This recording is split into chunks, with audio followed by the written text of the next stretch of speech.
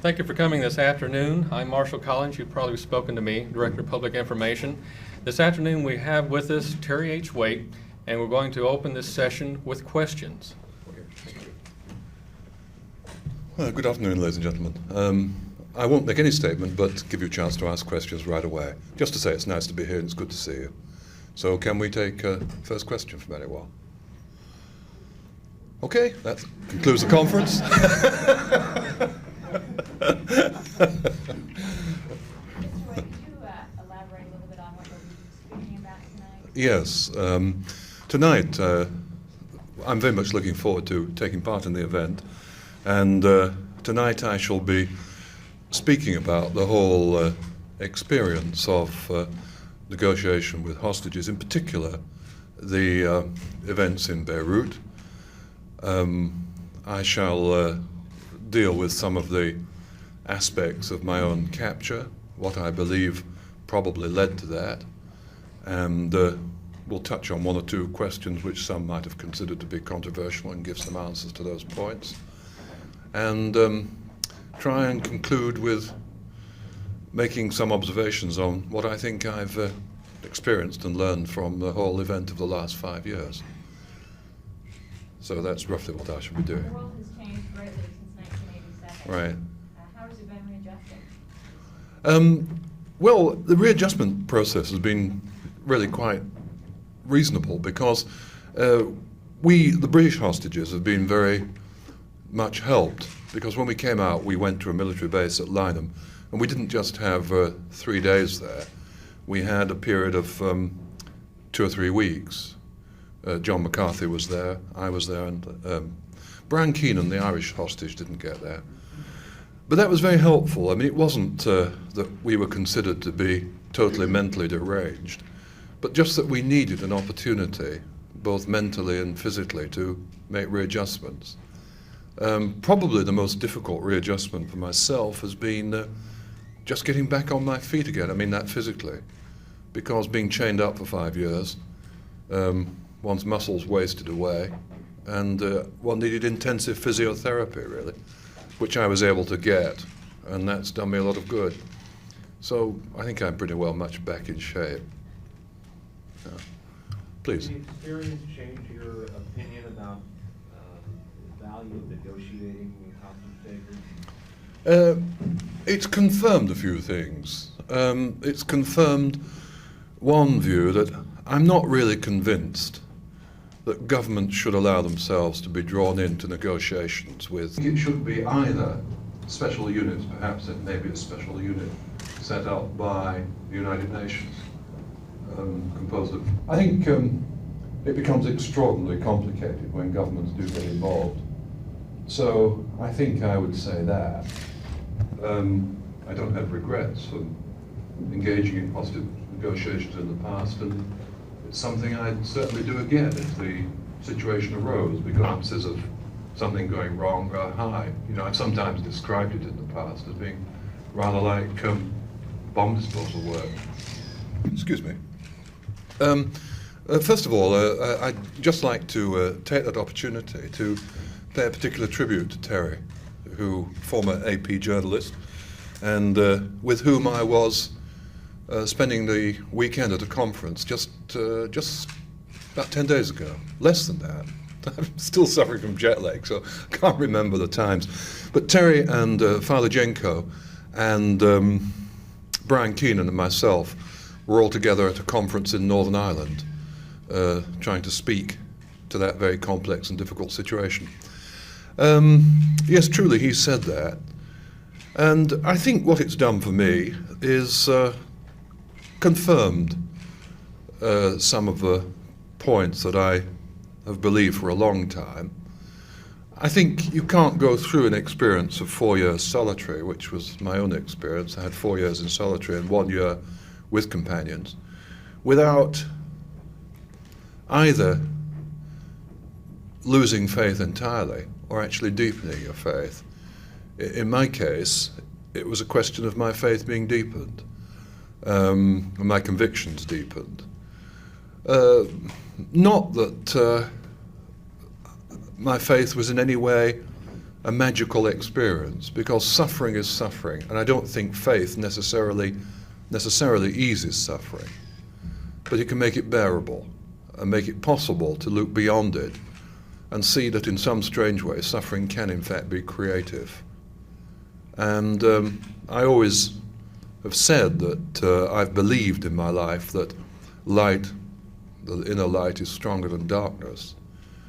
And it's just those very simple things, I think, that one had to hold on to in the days of solitary confinement and actually discover that that was true. And that no matter what happens, whether you're tortured or chained or your freedoms are restricted in those ways, there's no one can ever take the inner freedom from you. But inner freedom, I think, is something that has to be worked for very hard and doesn't come in a flash. So I had to discover all those things. Those are some of the things. And I'll probably try and elaborate on a few more tonight.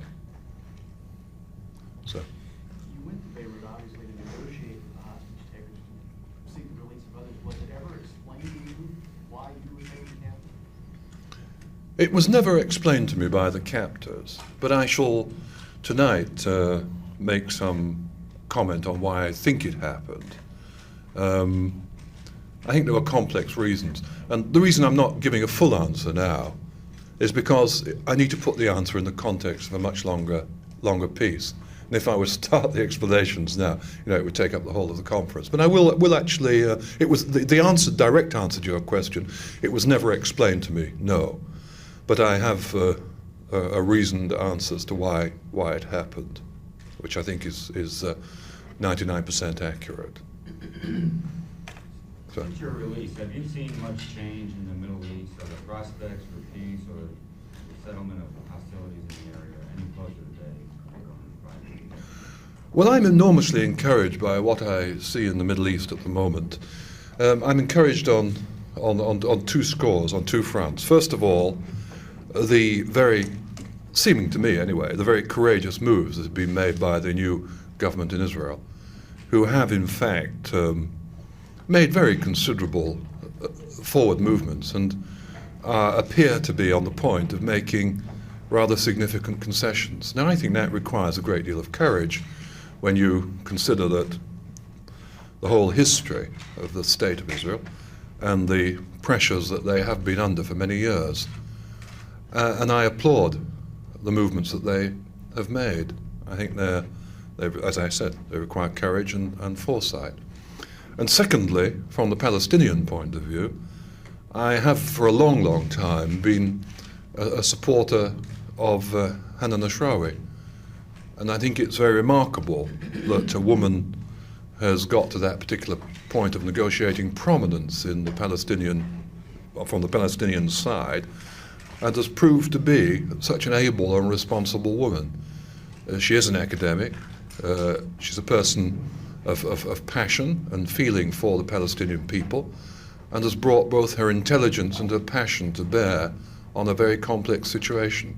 So I think with someone like Hannah Nashrawi taking a prominent and dominant role from the Palestinian cause, and on the other hand, the Israelis being prepared to make movements that would have been considered right out of the question a number of months ago.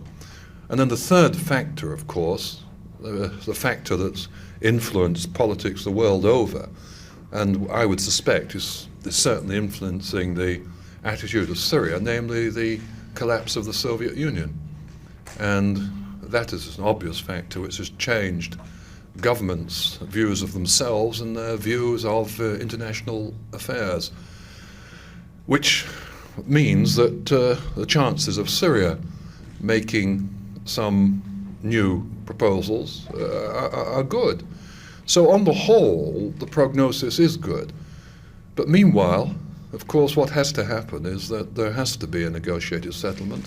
Israel has to be guaranteed security behind the properly defined borders. And one can only hope that if we can resolve the Palestinian question, then perhaps we might move forward to try and find some resolution to the problems that confront the people of Lebanon. Because undoubtedly, whilst the Palestinian question is not the only reason why there's been trouble in Lebanon, it certainly is a major factor. Could you comment on the Bush administration's policies in the Middle East and how they have helped or hindered what's going on there?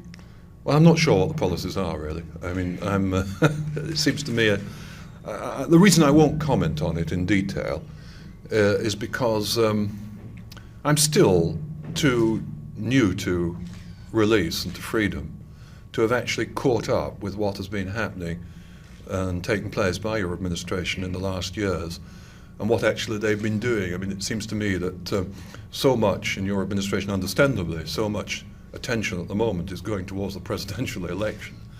It's difficult to see what the clear policy is and what the election policy is and to divide the two between the two. So I will reserve comment on that until I have much more greater knowledge of the situation in your own country, if you wouldn't mind. What are your feelings towards those people that held you hostage? Well, I have to say that they were mixed. I never felt hate for those who kept me. I certainly felt anger. And I think there's a difference between hate and anger. On the one hand, anger seems to me a legitimate emotion. Hate would seem to me to be the emotion that wills the destruction of another person, and I wouldn't wish that. So, on the one hand, I could be angry with them, and yet on the other hand, when taking a little more dispassionate distance from the situation, could feel sympathy for them, because hostage-taking and acts of terrorism are never the primary problem. The primary problem usually is one of injustice that faces the people, and they often then resort to terrorism and hostage-taking in order to try and deal with the primary problem. The great difficulty with anybody who takes up violence and as a means of achieving a political end is that violent movements soon get out of hand and they attract to themselves people of a paranoid disposition and people who then, and also people of a psychopathic disposition who have no feeling and who will kill for the sake of killing. In other words, I'm saying, once you take violence as a means of achieving a political end, you attract to yourself a whole odd group of people over whom you can have little control. Precisely the sort of situation that's taking place in Ireland now, with the violent movements from the IRA on the one side and from the Protestants on the other. And that's what's happened in the Middle East. So I would feel sympathy for the basic cause, which is a people who have been oppressed, the Shiites who've been oppressed in the Lebanon for a long time, and who deserve a just deal. And I hope they get it. And disagreement with the way in which they've chosen to fight their corner. Because I don't think by taking innocent people and making them suffer is necessarily a right way of achieving a just end and justice. And people like Terry, whom we were speaking about a moment ago, and the other hostages in the main, almost 99.9% of them were totally innocent and should not have been kept. But I have to balance that by saying there were an awful lot of people, and still are a lot of people, innocent people in the Lebanon who've been taken hostage from one group or another, and some who are still there. And I'd like to see them freed as well. Bit of a complex answer to your question, but it's a things I had before I was captured was with a group of Shiite women who came to see me and asked to if I could do anything about their husbands and sons who were captured and disappeared for years. But no one cares much from the outside about that. But I still care, and a lot of my colleagues still care. They're probably dead. But their families still hold on to hope that they still may be alive. But that's just 4 Iranians. We're talking about hundreds of Lebanese. I did have 4 years when I would just had no news at all from the outside world, absolutely nothing. Just nothing. It was so extreme that I was kept in a room and chained up in this room, and sometimes a guard would have a television set outside the room.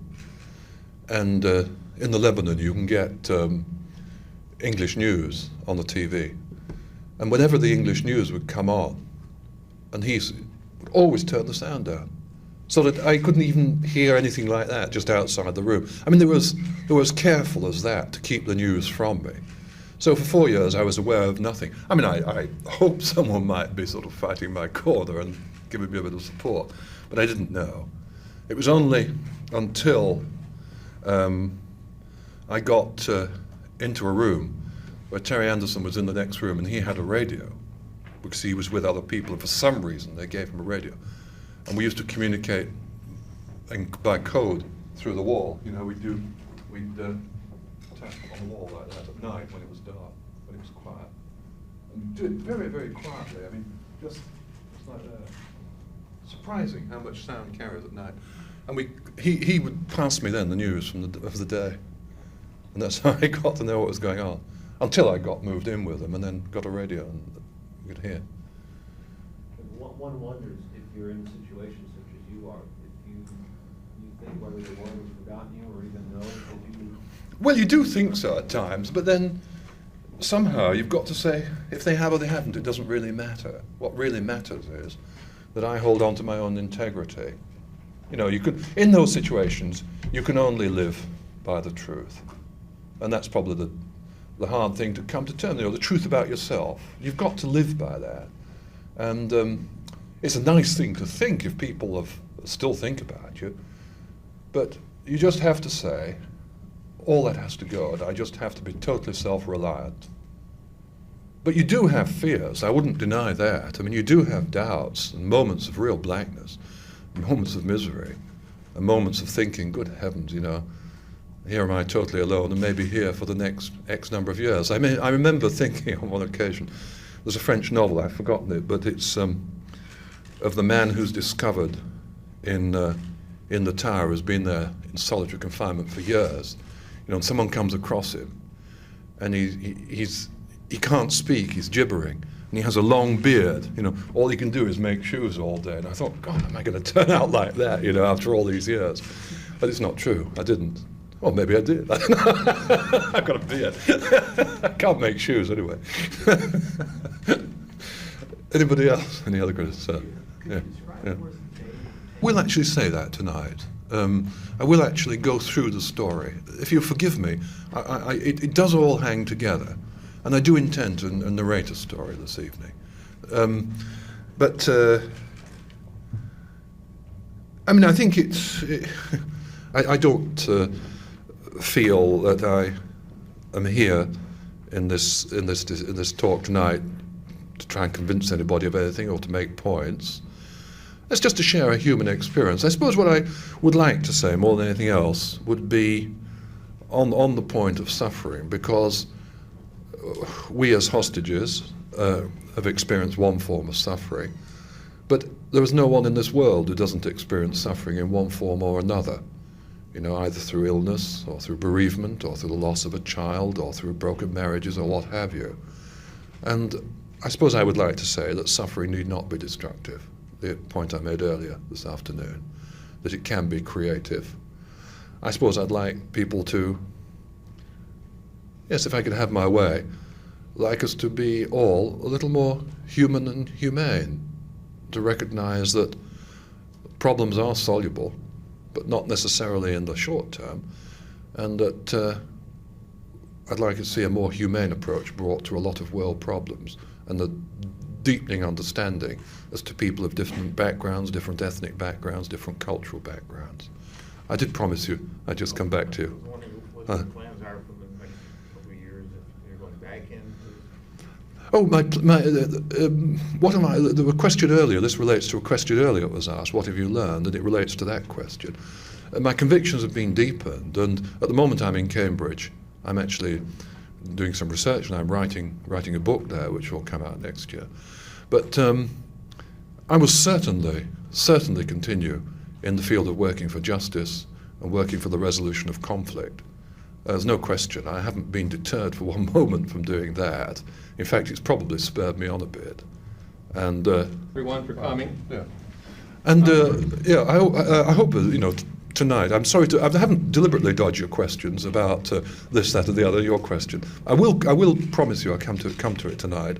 We have some guests here today from Kiwanis International who have been holding something for you for a number of years, and I'd like to To finally bestow upon you, after 63 months, The Kiwanis World Service Medal to Terry Waite, OBE, Washington, D.C., 1987. Kiwanis honors a servant of human and spiritual values. This was treated, and we want to give it to you personally, and it's with all of our respect and admiration. Oh, thank you very much. Shall we go out so that you get a photograph behind from? Glad that you're back with us. Thank you very much indeed. I just want to, if I may respond to that, I just want to tell you a little story which you may not know. First of all, I'm very deeply honored and grateful to you for this generous award. And I know it's been in Washington Cathedral for the last years, I've been told that, when I came out on my release. I'm only sorry that I couldn't receive it at your international convention. But the $10,000 that go with this, as you've just heard, were given to White.